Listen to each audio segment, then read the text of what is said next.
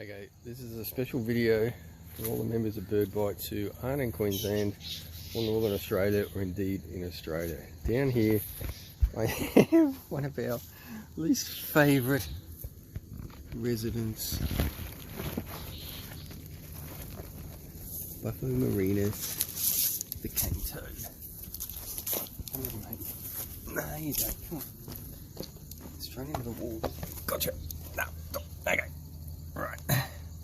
This is a good sized one too. So, first thing he's going to do is pee everywhere to try and discourage me. He's peeing now. So these, get him in shot here. Here we go. Oh, stop it! Come on.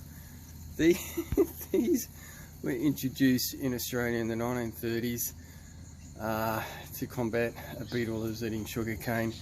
No one did the proper research. They're poisonous, and they've caused untold damage to the Australian ecosystems.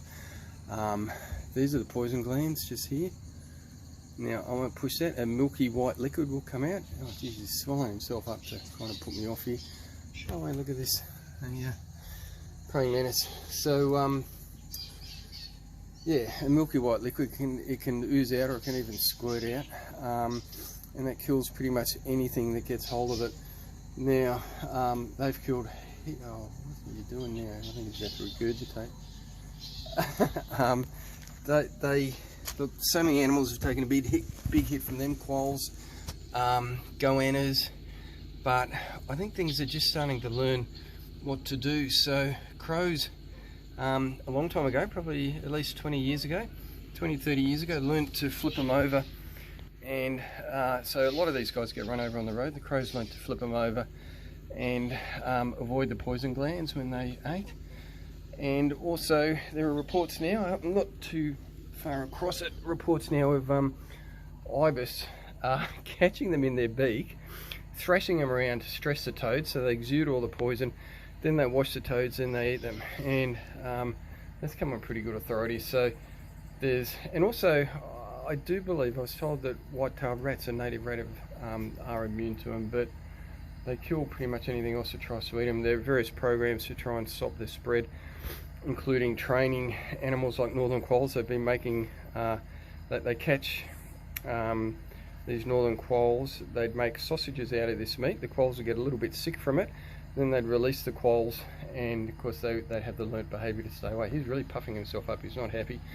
And there are traps to catch them. It's recently been discovered that they're, oh geez mate, what are you doing? I've never seen one do this before. He's really, yeah, he's just trying to get away.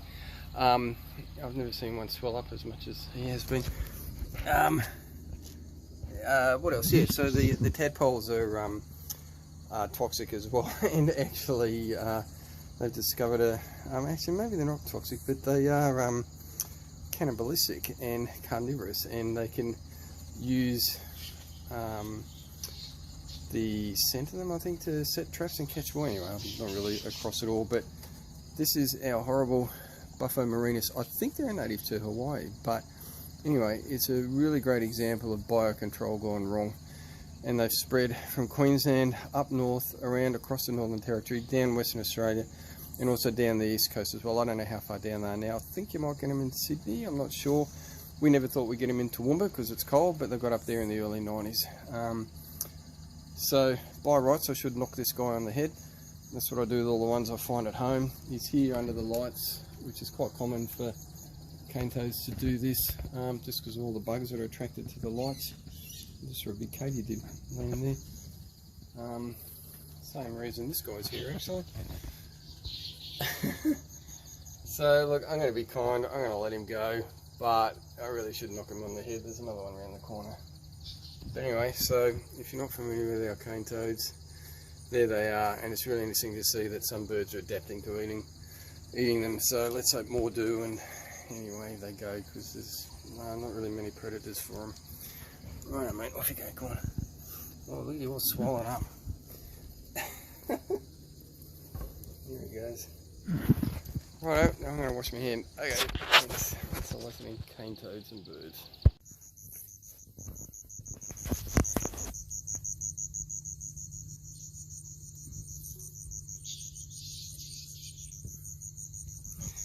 Now, I just want to say one more thing about cane toads, which I forgot to mention before, is the most humane way to kill them is to put them in a plastic bag and just put that in your freezer.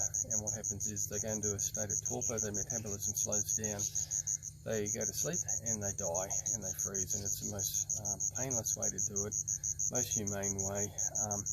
Even though they're a real problem on our ecosystems, there's absolutely no excuse for cruelty, which I know has been a big part of the cane toad culture here, particularly going back to the 70s and 80s that I can certainly remember. So just put them in a bag, put them in your freezer. I've done that many times, and they just go to sleep, and the next day they're dead. You know, it might seem weird having them in a bag, but we're in your freezer, but they're in a bag, they're not going to affect anything else, and it's the kindest way to do it. So even though I want to see these guys removed from our ecosystem, and hopefully eventually we will get rid of them, there's no excuse whatsoever for cruelty towards them. And they are beautiful animals. It's just that they're in a place where they don't belong, and you know, our ecosystem isn't equipped for it. So that in no way excuses any kind of cruelty or anything like that to them. So if you have a cane toad problem, please dispose of them by bag in your freezer. Okay, thanks.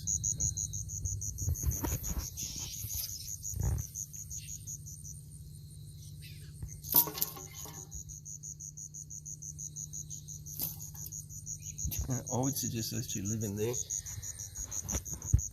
and because I'm just passing through here, I'm not going to catch these guys and do it, but I've done it many times with the bag in the freezer and it's perfectly fine. So okay, thanks.